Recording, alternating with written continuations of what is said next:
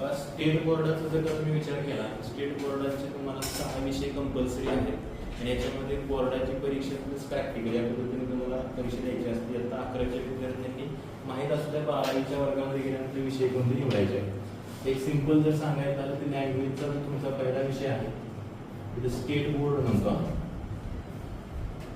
State board exam pattern. ठीक आहे, state board exam pattern मध्ये जर तुम्ही बघितलं तुम्हाला कंपल्सरी 6 विषयांची बेरीज झाली पाहिजे. विषय तुम्हाला किती घ्यायचे? 6. त्याच्यामध्ये लँग्वेजचा विषय तुम्ही घेतला तर याच्यामध्ये मराठी आहे,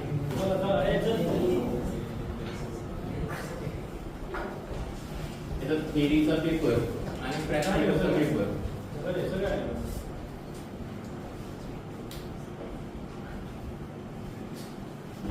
थेअरीचा पेपर आणि प्रॅक्टिकलचा पेपर या पद्धतीने 2 तुम्हाला पेपर द्यायचे आहेत. आता मराठीला ऑप्शनल मध्ये सर मी काय काय ठेवू शकतो तर पहा, मराठी हा विषय जो आहे तो तुमचा 80 मार्काचा थेअरीचा पेपर असेल आणि 20 मार्काचा तुमचं प्रॅक्टिकल असेल.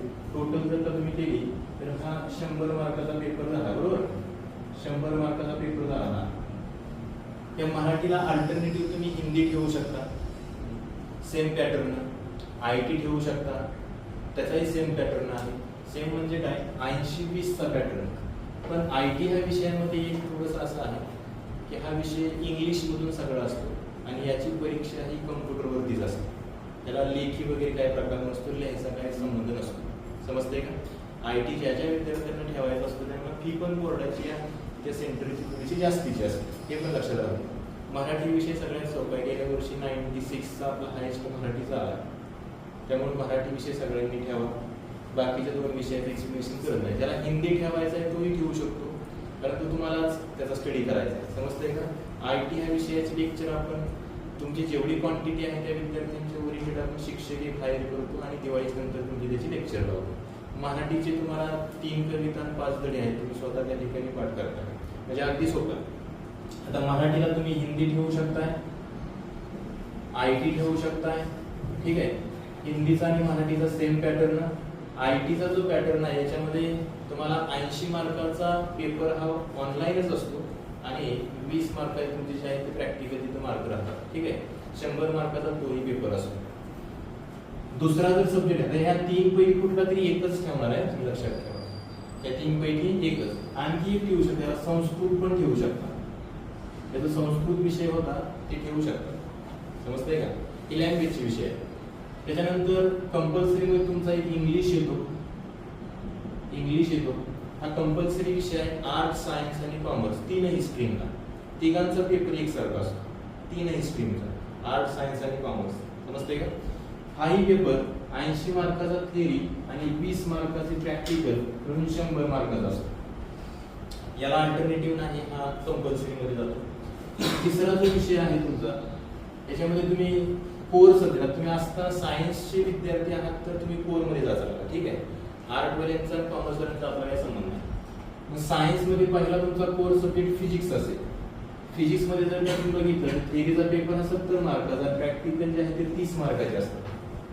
हे 30 मार्क शाळेकडे राहतील आणि 70-30 मिळून म्हणजे 100 मार्काचा पेपर जो आहे तो ओव्हरऑल तुमच्या मार्कशीटवरती त्याची मार्क येते. चौथा जो आहे तो कंपल्सरी. कंपल्सरीसाठी सी येतोय का? केमिस्ट्री. केमिस्ट्री केमिस्ट्री पण हा तुमचा कंपल्सरी सब्जेक्ट आहे सायन्सचा. ठीक आहे, हा पण 70-30 पॅटर्न वाला आहे. 70 मार्काची थेअरी, 30 मार्काचं प्रॅक्टिकल, टोटल 100 मार्क. पाचवा जो सब्जेक्ट आहे तिथं तुम्ही अल्टरनेटिव्ह चालता. थोडंसं काही जणांचा मेडिकलला जाण्याचा एक असतो आणि काही जणांचा असतो मला इंजिनिअरिंगसाठी जायचंय, बरोबर आहे का? तर मेडिकलला ज्यांना जायचंय त्यांना मॅथमॅटिक्स ठेवावा लागतो. करेक्ट आहे का? मग काय ठेवावं लागतं? बायो ठेवावं, बरोबर आहे का? पण आता हे वाक्य वापरलं तरी काय चुकीचं आहे तुमच्या माहितीसाठी सांगतो. मी मला सांगितलं तुम्हाला, ज्यांना फार्मास्युटिकल इंडस्ट्रीमध्ये जायचंय त्यांनी मॅथ जरी ठेवला असेल बाळाला, ते ए ग्रुपचे विद्यार्थी असतील तरी सुद्धा त्यांना फार्मसीला जाता येत आहे.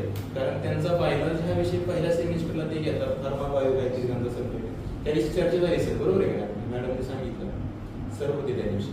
आणि गेल्या वर्षीपासून स्टार्ट झालेला आहे. म्हणजे तुम्ही काय करू शकता, तुमचा मॅथमॅटिक्स सब्जेक्ट जरी असेल तरी फार्मसी करायचं असेल तर करू शकता. म्हणजे वाक्य चुकीचं आहे का हे सांगितलेलं बोलू नका. कोण आहे बोलू काय प्रॉब्लेम ऐकलं तू कडे येतोय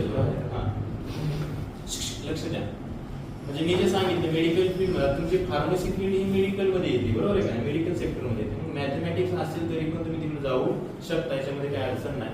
तर हा 5वा जो सब्जेक्ट आहे तुमचा मॅथ्स हा मॅथ्स सब्जेक्ट याची थेअरीचा जो पेपर आहे तो 80 मार्काचा असतो लेखी पेपर बोर्डाचा आणि 20 मार्क आपल्या शाळेच्या हातामध्ये राहतील. बोर्डाच्या प्रॅक्टिकल साठी असतील मिळून यांचे 100 मार्क झाले. आणि त्याच्यानंतरचा ज्याला कोर मेडिकल फील्ड मध्ये जायचंय आता हा जो सब्जेक्ट आहे मॅथमॅटिक्स जो ए ग्रुप मध्ये येतो PCM ज्याला तुम्ही म्हणता हा ए ग्रुपचा सब्जेक्ट आहे बरोबर आहे का. तर हा मॅथमॅटिक्स घेऊन विद्यार्थ्याला ज्याला इंजिनिअरिंगच करायचंय कंपल्सरी त्याला मॅथ्स हा ठेवावा लागेल. बायोलॉजी ठेवल्यानंतर पण इंजिनिअरिंगला जाता येईल तर अशी काही फील्ड आलेली नाही.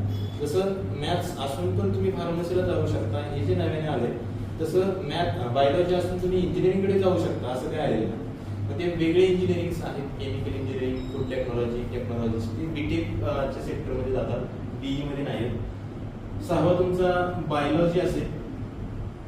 बायोलॉजीचे 70 मार्क हे बोर्डाच्या लेखी पेपरसाठी आणि 30 मार्क हे तुमचे असतील प्रॅक्टिकलसाठी मिळून 100 मार्काचा हा पेपर असेल. त्याच्यानंतर आता काही जणांचा PCM असेल काही जणांचा PCB असेल 3 विषय तर हेच आहे. याच्यामध्ये मराठी एक घेतला त्याच्यानंतर तुम्ही इंग्लिश हा कंपल्सरी आहे टोटल 5 झाले. इथं पण मराठी एक घेतला इंग्लिश हा कंपल्सरी आहे बरोबर आहे का 5 झाले. एक विषय आपल्याला लागतोय कारण 6 विषयांची आपल्याला बेरीज करायची. मग 6वा जो विषय आहे मी इथं 7 नंबर लावतोय आता खाली.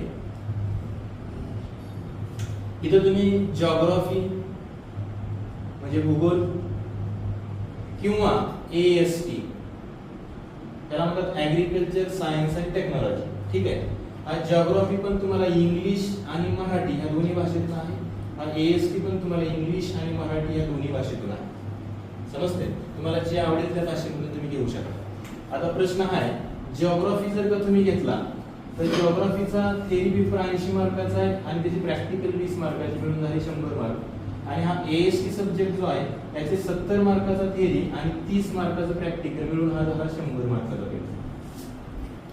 30 मार्क प्रॅक्टिकल साठी असतात 5 होण्यासाठी तुम्हाला 5 मार्क पडायचे अगदी सोपं आहे. इथं ह्या जिओग्राफी मध्ये 80 मार्काचा थेअरी आणि 20 मार्क म्हणजे पास होण्यासाठी तुम्हाला 15 मार्क पडायचे.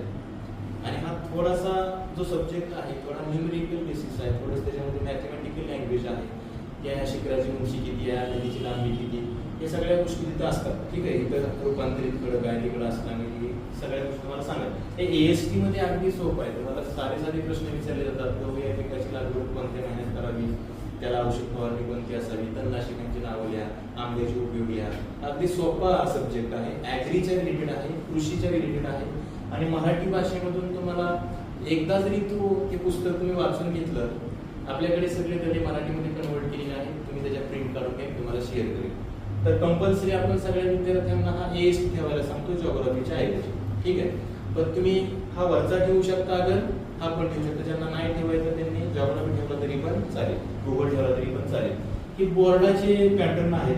आता इथं सपोज तुम्ही AST ठेवला 6 विषय झाले इथं AST ठेवला 6 विषय झाले त्या सगळ्यांची मिळून काय झाली तुमची 600 मार्काची बेरीज झाली. 600 मार्कापैकी तुमचा बोर्डाचा रिझल्ट येतो.